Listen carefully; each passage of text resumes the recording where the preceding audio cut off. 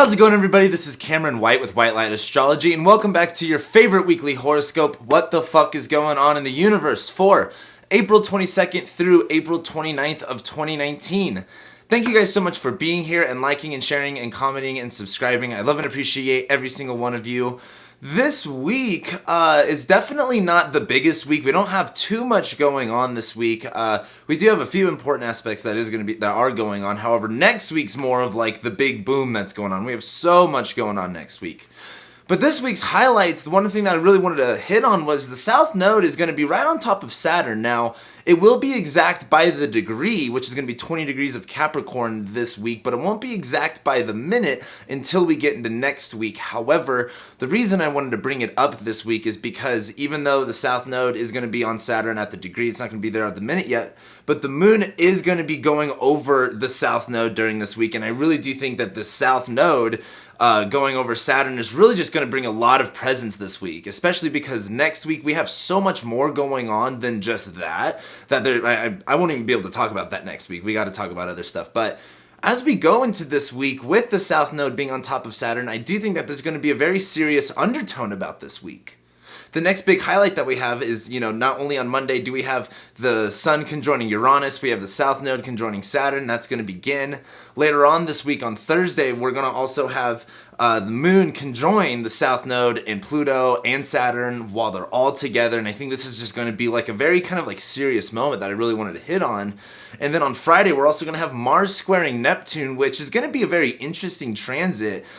This is definitely not, I don't want to say it's not positive because it's not necessarily negative. It can definitely cause some issues, but I also think that this is going to give us a helping hand with what I was talking about with the past couple of weeks with Jupiter being retrograde. It's like Jupiter's given us all of this room to grow into, and now it's the time to start asking ourselves the question of, is this what we want to grow into? Can we grow into this?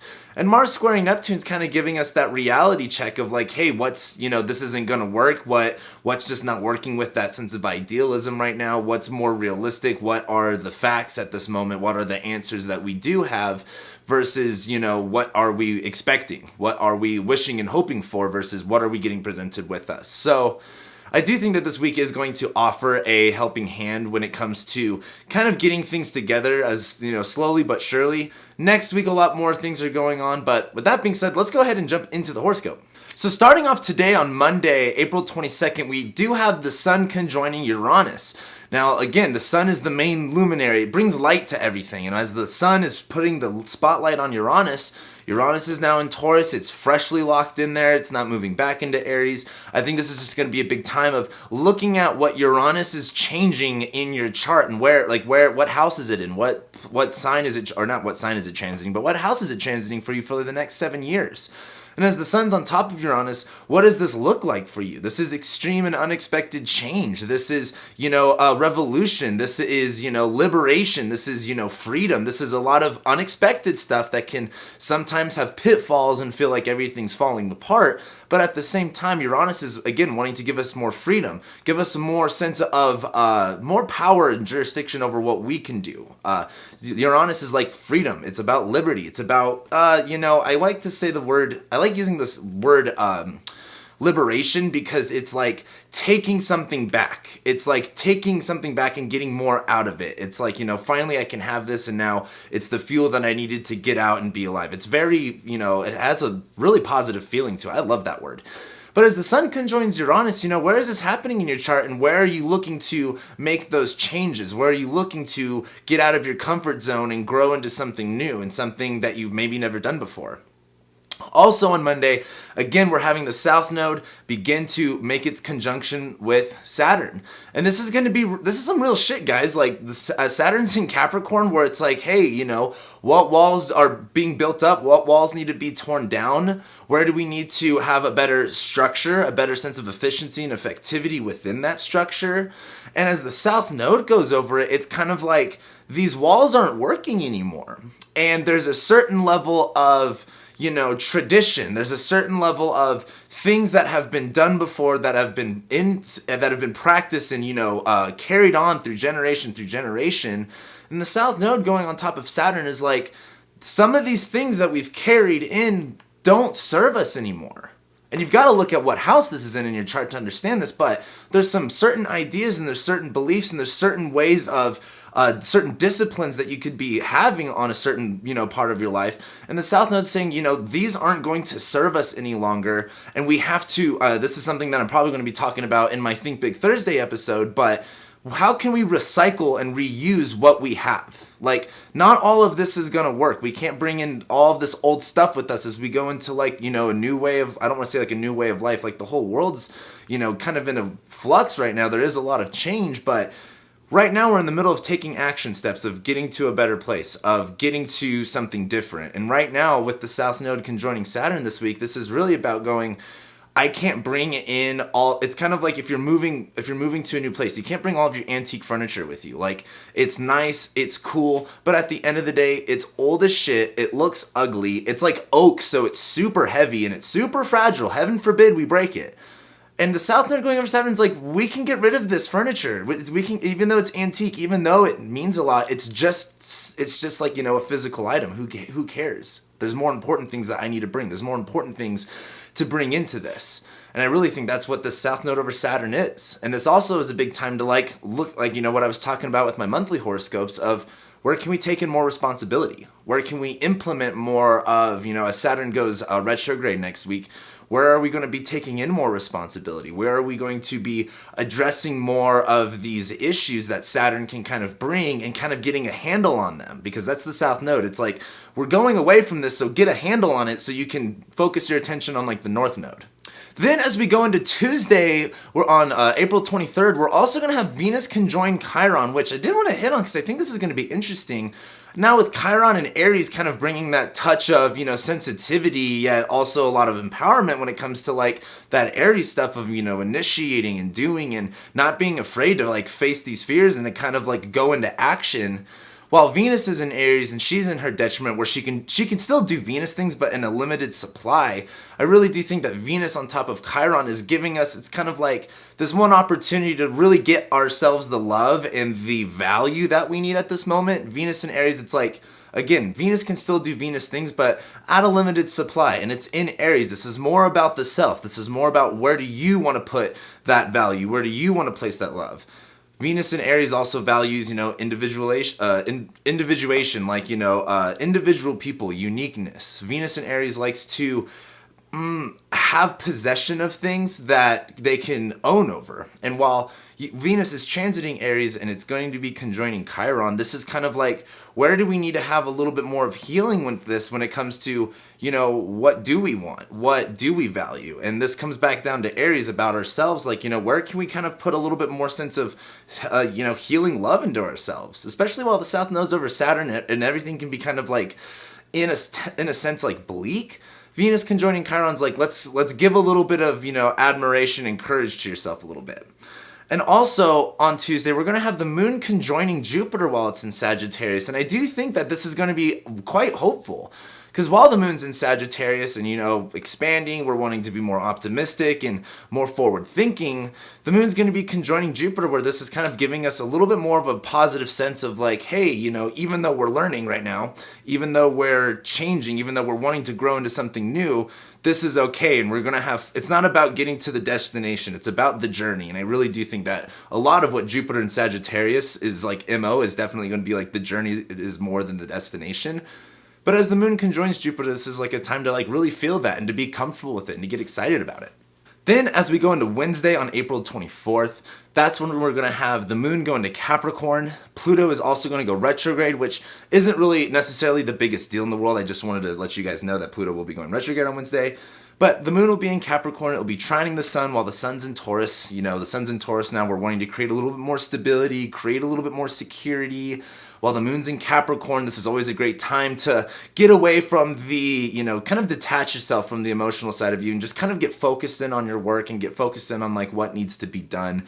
A lot of the times that can also be really healthy when it comes to, working through your emotions is, kind of getting distracted and putting your focus onto something that's, moon and Capricorn type stuff. However, also on Wednesday, the moon's going to be squaring Mercury and Venus. And while Mercury and Venus are in Aries and they want to be a little bit more head-on, they want to be a little bit more direct with things, this moon in Capricorn squaring it is kind of it's not about pushing hard on it. It's about, how do I put this? It's about balancing the energy to go and direct something, the energy to go about something, the energy and the consistency it takes to, like spark and to push yourself into something, versus how can we be more economic about, our energy and where we're putting energy into. Because with Venus in Aries and Mercury in Aries, it's really easy to get caught up in what we're kind of like, focus on, what we're wanting to energize ourselves with. The moon in Capricorn is just be efficient about that, be economical about that. Then as we jump into Thursday, and the moon is on top of the South Node, and the moon is on top of Saturn, like this is where it's going to be more of that focus of like, while I was talking about the South Node over Saturn, what do we need to let go of? What do we need to stray away from? The moon in Capricorn's going like, I can't be emotionally attached to this stuff anymore. Like that's where, if you ever watch, I make hoarders analogies all the time because it's such a good show to make analogies to. But when when the people who are hoarding, when they have to throw away that stuff, they can't get emotional right then. They have to just go fuck it and throw it in the garbage. Like you just have to give yourself that chance to detach and, this is the moon in Capricorn. Business is business. Like you can't have this emotional sentimentality over what you're leaving behind. And don't get me wrong, there's always going to be that, but you can't put that energy on the moment of when you need to let go of it, when you need to move away from it. And I think that's what's going to be really important about Thursday as the moon is over in this gnarly part of the sign of Capricorn. But then as we go into Friday on April 26th, we're going to have Mars squaring Neptune. And as Mars is in Gemini, and again, Mars is causing some problems, it's more of our energy and our drive. And it's in Gemini where, we're trying to multitask and get a couple other things done. But Mars in Gemini is also kind of like, there's more than one way to do things. You kind of have to go with the change as you get new information. That's kind of like Mars and Gemini. And sometimes that information isn't always exactly what you want. And as Mars squares Neptune, I think this is going to play a bigger role with the Jupiter-Neptune square. However, as Mars squares Neptune, this is kind of like, that confusion that Neptune can give us, especially if we look back in like March and during Pisces season when we had all that stuff going on. As Mars squares Neptune, this is kind of like, what confusion did we have back then that didn't make sense? And what answers are we getting right now? What clarity are we getting right now that, it doesn't really necessarily fit with what we wanted? That's okay, because, we can't always have expectations. We can't always get everything that we want. But, the biggest thing with Mars square Neptune is that you're probably going to be getting the answers to something. You may or may not like it, but it's going to be new, it's going to be fresh, and it's not going to be as confusing as like the Neptune and Pisces stuff. Also on Friday, we're going to have the moon enter Aquarius as well, which is going to be kind of like still giving us a little bit of that Saturn energy of being a little bit more serious.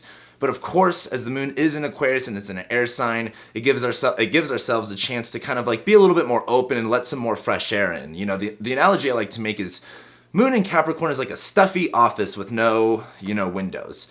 The moon in Aquarius is like a study, like with bookshelves, with open windows and a nice breeze coming in. It's like, it's still serious undertone, but it's a lot more refreshing.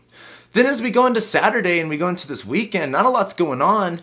On Saturday, we are going to have the moon starting to trine Mars in Gemini, and this is going to be a little bit positive because now the moon is in Aquarius in solution mode going, how can we connect more of the dots? How can we branch out, network, and kind of like see things through a different perspective, see things through an outsider's perspective?